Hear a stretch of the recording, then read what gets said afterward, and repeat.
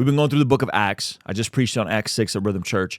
We talk about the passage in James, care for the widow and the orphan. Religion that is true, that God cares about, is to care for the widow and the orphan. The widow in the scriptures, the most vulnerable, right? The most vulnerable. Practically in antiquity, widows were the most vulnerable because they often couldn't work jobs and they couldn't sustain themselves. So they were either served, they could be sold into like being a bondservant or something worse, like fill in the blank. So in that context, the church cared for the widows, right? We see that in 1 Timothy chapter 5. I was thinking about that in today's context with regards to widows today. And I don't know how many of you guys have been around widows, like actual women who've lost their husbands. It's a really rough transition. And there's also, I would say, similarly, but not quite the same, is like a Christian woman that's gotten divorced of no fault of her own, right? Meaning someone who perhaps her husband was abusive, perhaps he was cheating, perhaps he abandoned her, and she's loving Jesus, but just now she's abandoned, right? And I know I've known women like that.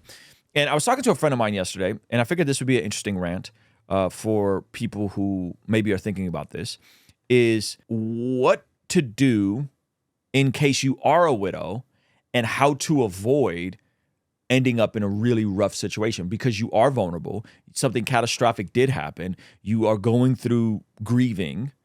And what the pattern that I've seen, unfortunately, is I hear stories, and I've seen this, where a widow or a Christian woman that was abandoned will end up in a oftentimes worse situation. With another person? With another person. So she has kids. Yeah. She has no husband. Her husband's dead or abandoned her. And so her choice in men to remarry is limited. Because they gotta want kids immediately. Because it's very difficult to marry a woman with kids, very difficult to marry a woman with kids and then care for the kids as their own. That's why I like the idea of us being adopted as kids, God's kids, is so beautiful, right? Because adoption is that's not necessarily natural. Do you think it's easier for single dads to find a woman? Probably. Yeah. So they're vulnerable.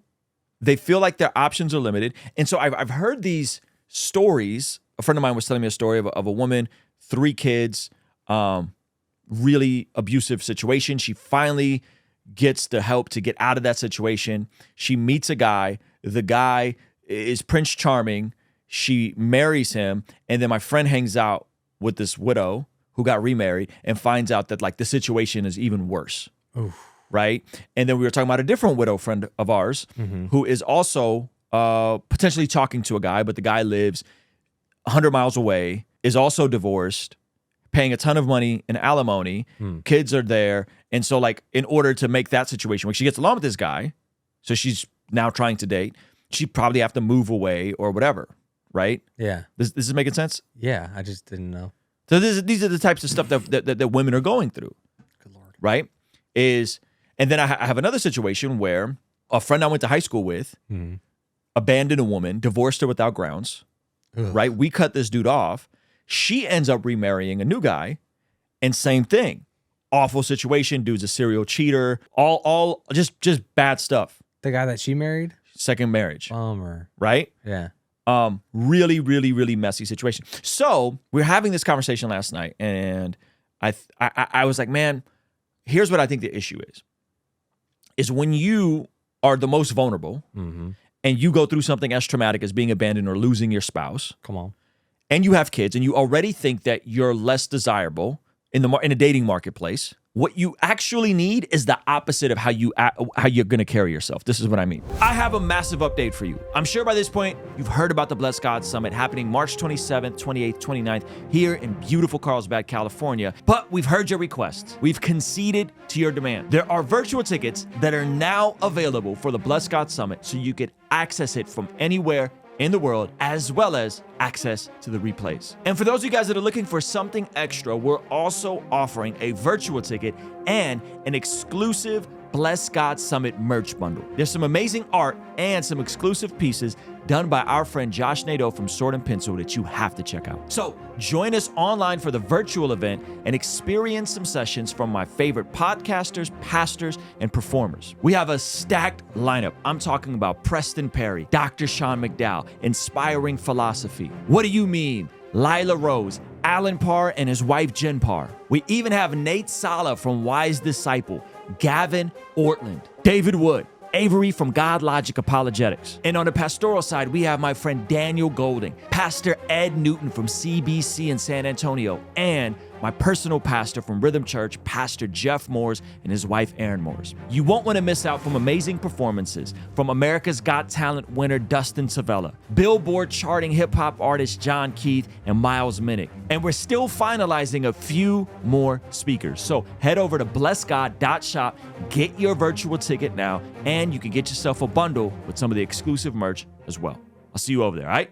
Peace. In order to mitigate some of these sorts of situations, a vulnerable woman, what would you say she needs to avoid a situation, repeating a situation or getting into a worse situation? Say a woman that's been abandoned, abused, or her husband died, to not end up in a toxic situation with another dude that's probably going to be divorced and probably have kids. What does she need to do to avoid a situation like just something practical? Something practical? Something practical. I have 3 things. I can list them, and I wonder if any of these 3 are going to be on your list. Okay. Ready? Okay. 1, I would say community. 2, yes, I would say therapy/healing. Yes. And then 3, I would say maybe a financial independence. Okay. I love all those. Just super spot on. Not rushing into a new relationship. Yep. That's the thing. And most widows aren't trying to rush into a new relationship. Most women who've been divorced or abandoned aren't trying to rush into a new relationship. So I think that's fair. You said community, therapy, and financial independence. So oftentimes widows, but they will have some financial independence. There will be some sort of life insurance policy, right? Yep. If you're a responsible human, get yourself a life insurance policy. They will have community because the church does a good job of rallying around them, right? But what I think they really need, and this is a hot take, what I think they really need is they need men in their corner, brothers in the faith, that can sniff out a toxic, disgusting man prior to it getting serious. This is the opposite of how someone that's gone through something as traumatic as being abandoned, being abused, or having their husband died is going to do, because you already feel lonely, so you're keeping this relationship private. You don't really want to invite this person into your community, and so you have them segmented over here, and you're developing feelings for this person, but your feelings aren't always reflective of reality. And so what in my opinion, what needs to happen is a woman needs other men around to be like, this dude is poison. I can sniff the BS. And every time I've seen this happen, by the time the dude is brought around, he's already in a relationship. They're already in a relationship, and it's already too late. So we had a situation. The girl, my homegirl, who got abandoned, brought another guy around. We all looked around and said, this dude got like 3 kids by 2 different women. Eesh. Why was he divorced the first time? Why are his kids in different states? What's going on? By that point, it was too late. There was no speaking into the situation. It was too late. So what happened? She got into a situation. He cheated on her. Or they had a baby. She got into a situation. He cheated on her. And that marriage fell apart. So now what's the solution? So now she's 2 for 2. Here's the solution. Ladies. Because the ladies got to do this. They can't ladies, be the guys. This got to be on the ladies. Get around men that you trust. Preferably your friends' husbands.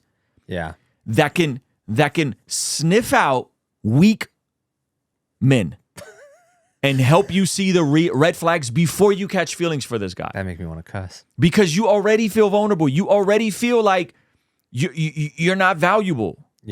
And so you're going to lower your standards and your expectations. And I understand, like if you're divorced, widowed, abandoned, abused, I understand, right? That is a hard thing to go through.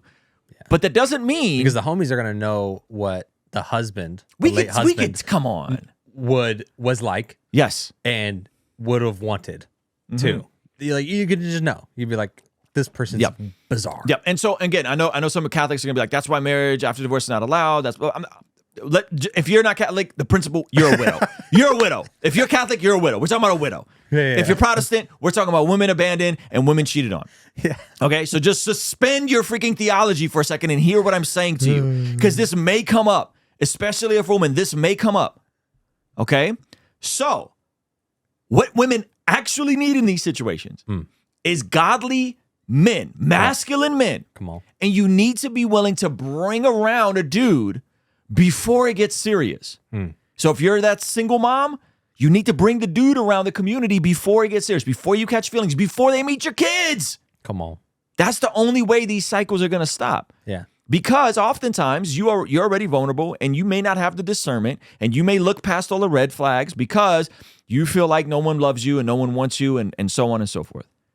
And this is the one of the functional ways I think the church can help prevent these sorts of tragedies from perpetuating.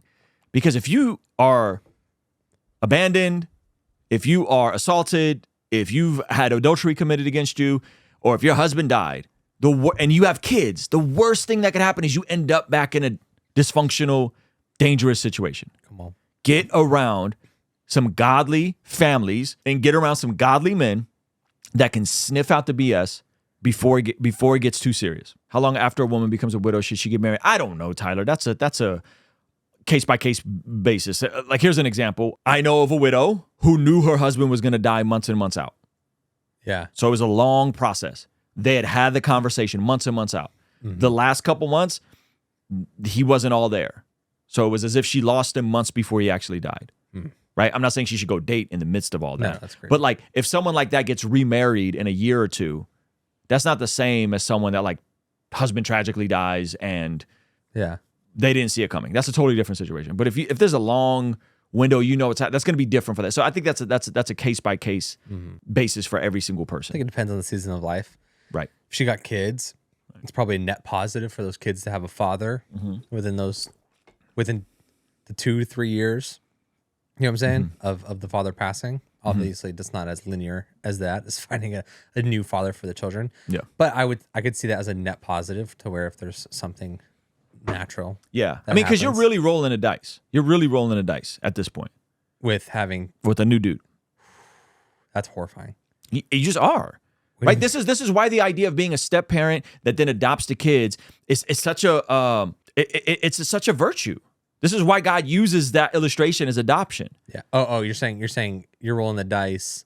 If you have kids, and you're going to do a blended family, you're divorced, widowed, abused, adultery committed, you're rolling the dice. And if you don't have men around and community around and financially independent therapy and you've healed, you're increasing the chances of repeating potentially not repeating, or again, some women are widowed and is of no fault of their own. Of ending up in a situation that's not good. Hello. Because, you're rolling dice, I feel like. So this is why masculine men are necessary. This is why you need men in your life. I'm not talking about in a weird, we go out to coffee with my girlfriend's husband, not that kind of relationship, right? Yeah. I'm talking about like people around that can love you well and well enough to tell you the truth. He ain't the one, sis. He ain't the one. That dude is... Don't let him meet the kids.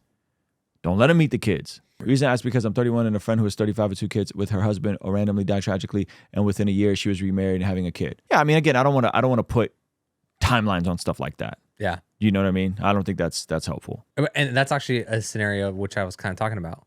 35 with 2 kids. She's further along. If she wants to start another family with another dude because her husband passed. Yeah, it might move along faster. And you got 2 kids, and they need parents, and might move along faster. My wife didn't allow me to meet her son till the 5th date. That's right. That's it. That's a good one right there. What if the man is the one abandoned? Put your kids in daycare and get to work. No, just kidding. If the man is abandoned, I think the same principle applies. Yeah, I don't see why you would have anything. Yeah, if the man is abandoned, probably be good to have some women around, like your homies' wives, to meet the girl. And see if there's any red flags. And dudes. The dudes will know. The dudes too. If I was a single mother, I would never bring a man home. There's probably some wisdom in that. Yeah, so that's the other side of it. Yeah. Is that like my what I was saying comes from the presupposition that like you're only meeting solid dudes. Because there is that horrifying risk factor of like, should I just wait till you know how many people get remarried and go, he's not who I thought he was. He's not who he presented himself to be. How does that happen? Not enough time together? You don't have a BS barometer, bro. What do you mean? How does that happen? If you're vulnerable, but also think about it, because you just went through something traumatic, do you think you're going to be accurately judging someone's character? I think so. No, absolutely not. An hour and a half or a year and a half later? No, you're still healing. No, I've never seen that work out that way. You're probably right. Someone was through something as traumatic as. All right. Do you think it also could be more practical? Is that like when you're dating, you have no kids and you're younger, you have so much time, you just spend endless time with the person, you figure it out. Probably. Whereas you got 2 kids, you see them on date night, right? Twice, 3 times a week.